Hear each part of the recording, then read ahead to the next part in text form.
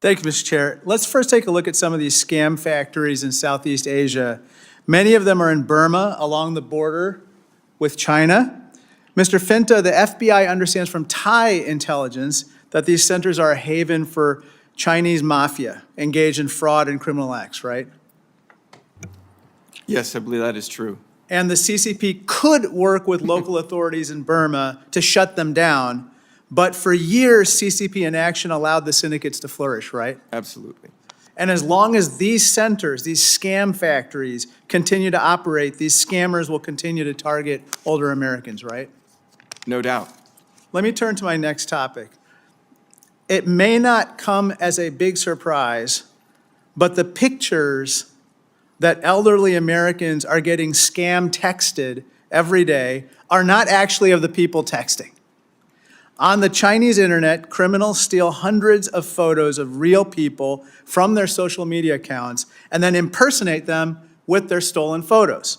So Mr. Finta, as you can see behind me, you can buy packages of hundreds of these photos for just 80 yuan, which is about $11, right, on the Chinese internet? Yes, sir.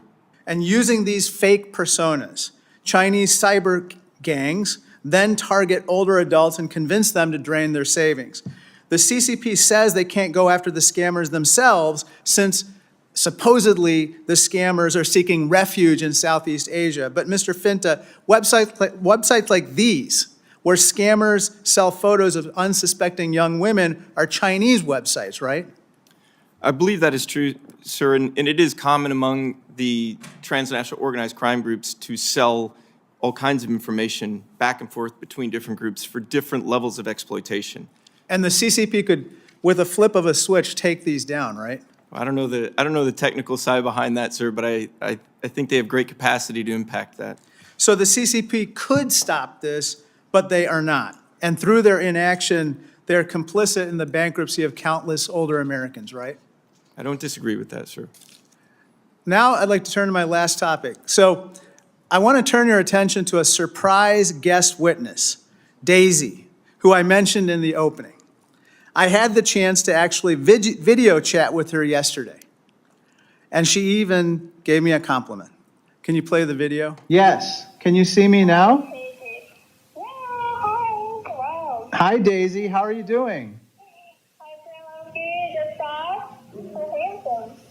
Well, it's nice to talk to you.